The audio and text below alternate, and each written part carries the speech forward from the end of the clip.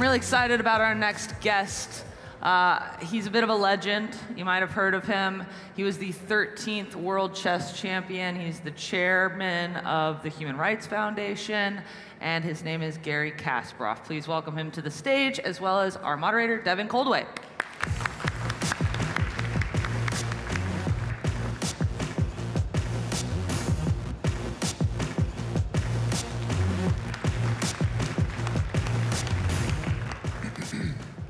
Thank you for joining us, Mr. Kasparov. Thank you. Good morning. So you have a new book out, and Yes. it's very interesting. I read it all. And in it, you talk about the origins of many concepts of AI that we're familiar with now, and how they sort of have their genesis in the history of chess. Why do you think that chess has been such a fruitful testbed for these ideas in people? You know, I think it's natural that for the founding fathers of computer science, for Alan Turing, for Claude Shannon, chess wasn't kind of ultimate test because the game was there for a long time, and traditionally people believe that playing chess is a sign of great intellect. So for them, making a machine playing chess and eventually winning a chess game against top players and even world champion would be an ultimate accomplishment. Yeah. And I have to say that they spend a lot of time by using chess for practical purposes. Few people know that Alan Turing wrote the first chess playing program in 1952. The problem, there was no computer to run it, and he just used a piece of paper to calculate the moves. A theoretical machine. Yes, exactly, a theoretical machine. And in 1997, the dream came true. But as a matter of fact, Deep Blue, that played the match, IBM supercomputer, I lost the match to Deep Blue 20 years ago, and the book was timed for its 20th anniversary. I always want to remind people that I won the first match. You did, yeah. It was really the rematch. To be fair, Deep Blue was not intelligent unless you consider the output, the definition of output. In this case, grandmaster level chess, intelligence. Then yes, but in the broader sense, Deep Blue offered us very little of input into the mysteries of human intelligence. Yes, and even in the mysteries of chess, inhuman was a phrase you uses the word inhuman a lot to describe the way it moved, the way it's played. And I've heard that term a lot when strong players play against strong AIs. They talk about its gameplay style being inhuman. Can you explain why that is? You cannot solve chess because, in theory, it's a mathematically infinite game. The number of legal moves is 10 power 45, that's more than number of atoms in the solar system. But it's not about solving the game, it's about winning the game. And the machines are unbeatable today, and I can say that it was either my curse or my blessing that I became world champion at a time when machines were very weak. I left professional chess when machines were unbeatable. Because humans cannot play the same steady game. We are well vulnerable. We can make mistakes or even inaccuracies, which are not so important in the games between humans, but with machine you will be immediately punished for any loss of vigilance. So machines are better than humans, whether it's chess or AlphaGo, but it doesn't mean that they can solve these games. Right. And you just use humans are better than machines as well. This is part of something you come back to frequently is Moravec's paradox. In this idea that yeah, exactly, yes. Not everybody may be familiar with it. You might. Yeah, but it's again in chess you can actually see that while machines dominate the game because of the brute force of calculation, and they can crunch chess once database got big enough and hardware got fast enough and algorithms got smart enough. But there's still many things humans understand. So machines don't have understanding. Machines don't recognize the strategical patterns. And machines don't have purpose. And it's quite important that we should find a way to bring together this. I believe complementary skills, to combine the skills. And while licking my wounds after loss to Deep Blue, I thought, why not to bring us together and just what I call advanced chess. Now they call freestyle chess, where you can have humans playing with machines, either machine assisting humans or other way around, and creating a new combination that could work well even beyond chess. Now that chess is not a solved game, but one where a computer is basically unbeatable, do you think that there is another game or another environment that has become the new chess for AI, the new test bed where there's Go, obviously. Yeah, it is the difference between Deep Blue. As I said, it was as intelligent as your alarm clock. They're okay. Losing to $10 million alarm clock didn't make me feel any better.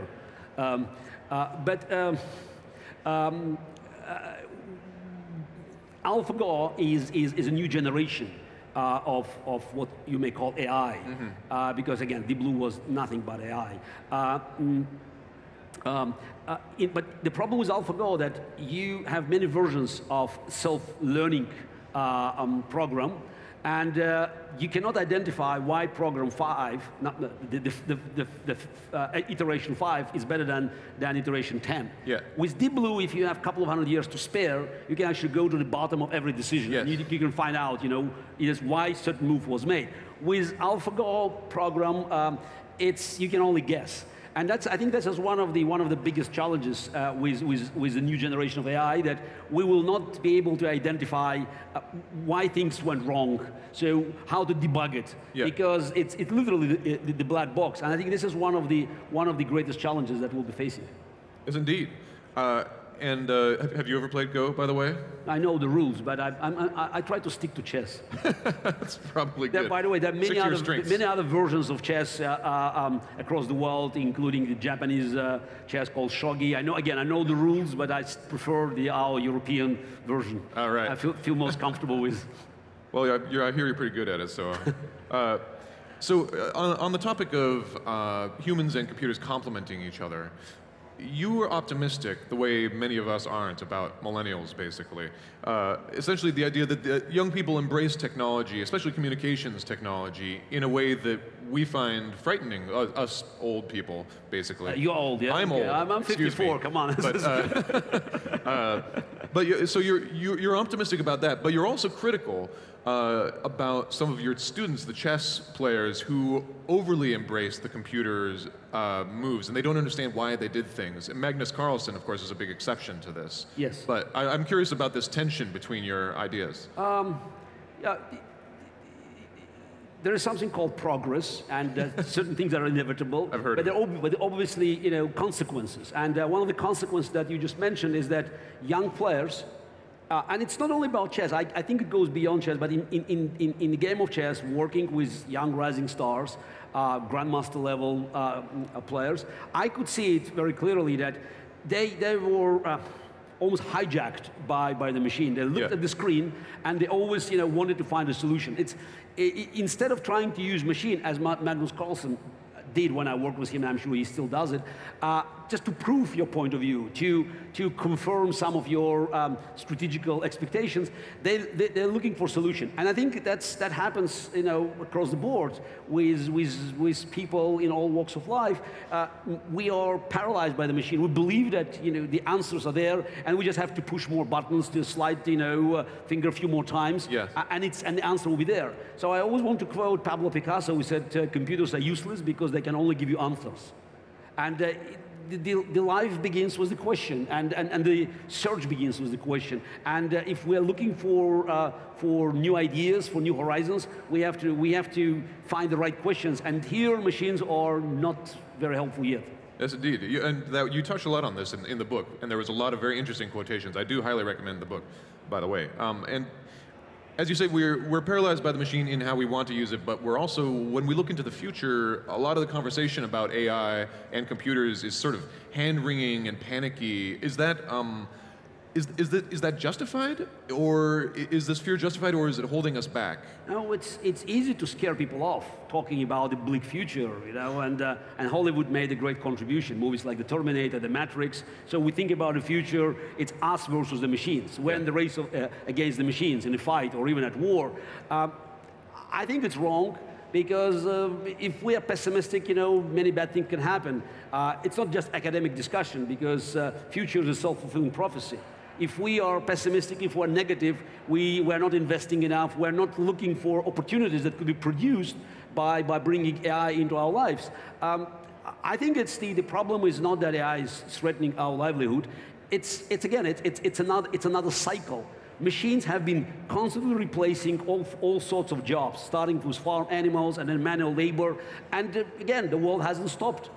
we should not talk about jobs being lost, but about people suffering. It's very important to remember that we have to look for new opportunities. But in my view, the biggest challenge is not that the jobs being lost, but the challenge is that they're not being lost fast enough.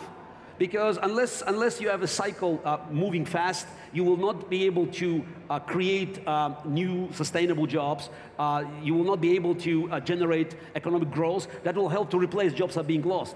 And AI, it's just another challenge. The difference is that now intelligent machines coming after people with a college degree, political influence, and Twitter accounts. Yes, exactly. The jobs that are being lost are now suddenly they're valuable. Yeah, absolutely. So I speak at many conferences, financial advisors and people from all sorts of white-collar jobs, and they are concerned. All of a sudden, they're concerned. But I believe that every profession will have to feel this pressure, because automation will help us to move forward. And again, it's called progress. I understand the consequences, but every coin has two sides. Yes. And the other side of this one is that so many companies these days seem to, well, companies and people, we're all sort of susceptible to this idea that because AI, the new concepts of AI are so powerful, and because they have already accomplished so much, we apply them everywhere, and we think that they can solve anything. We were talking about fake news, basically, and the idea that we've had this huge problem with fake news, and then Facebook and Mark Zuckerberg come out and say, oh, well, we'll solve it with AI.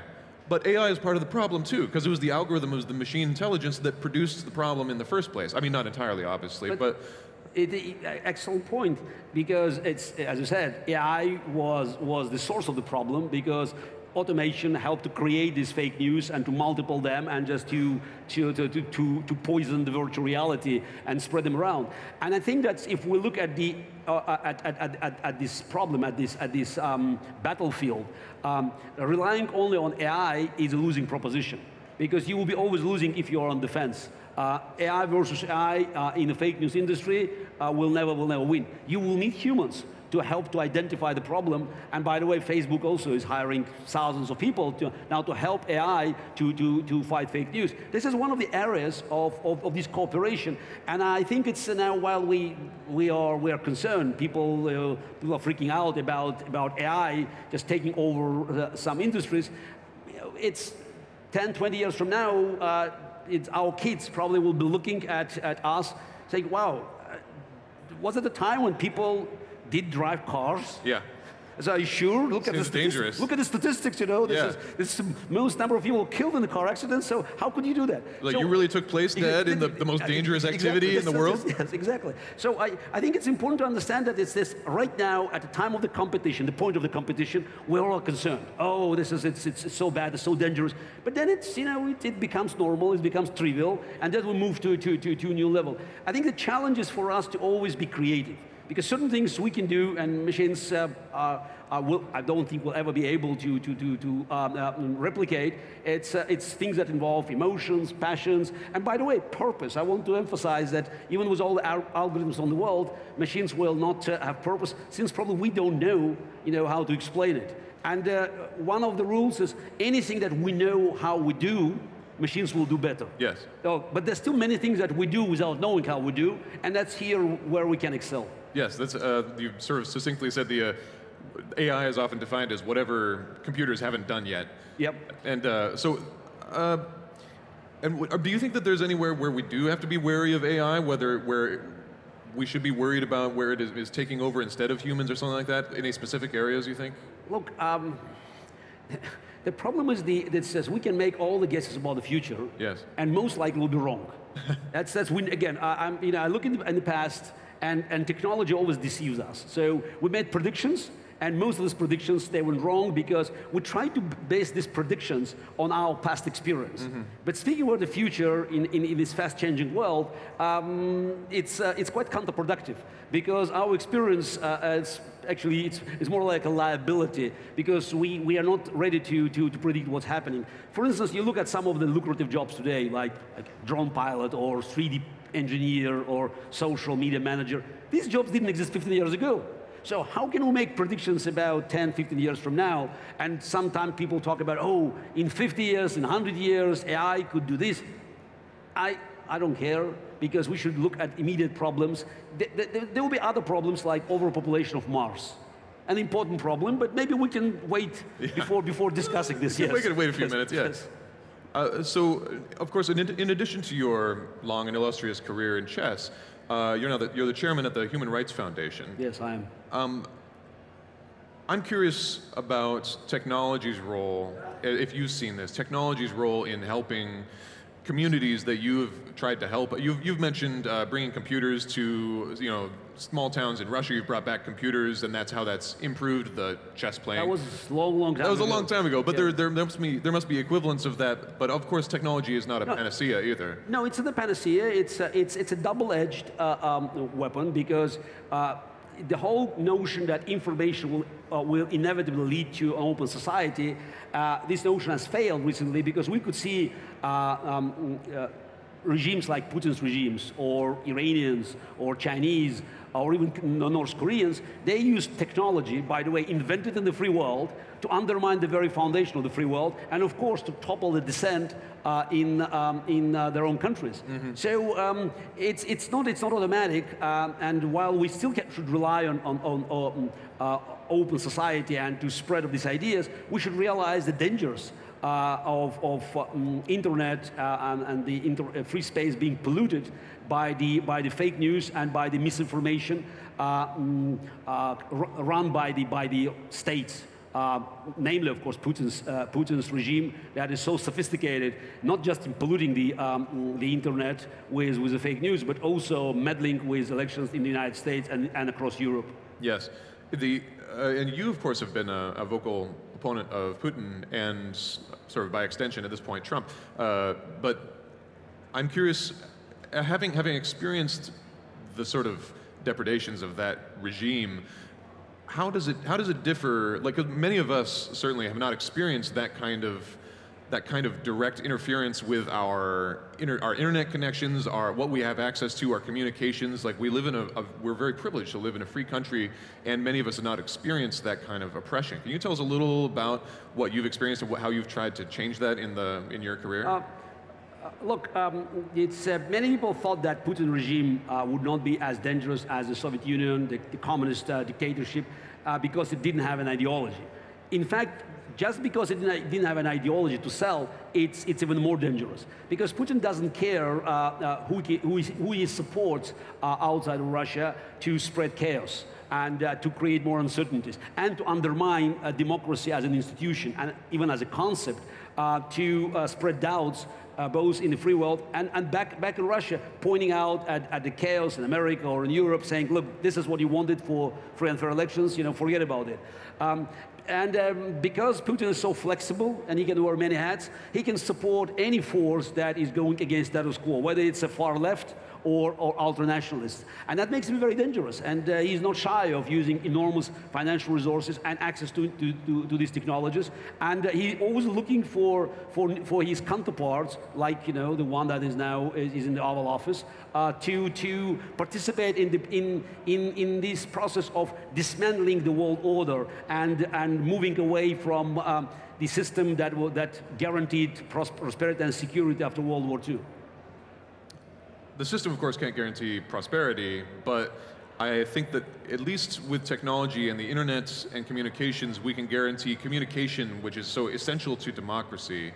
I think that that's at least something that has been very disadvantageous for Putin's regime, is that so much of what he does gets out. We hear about it, and it is internationally frowned upon, although it has apparently little effect. No, but I think we should, may sound ironic, but we should probably praise Donald Trump for as a waking up call. It's a very important, because it's a catalyst.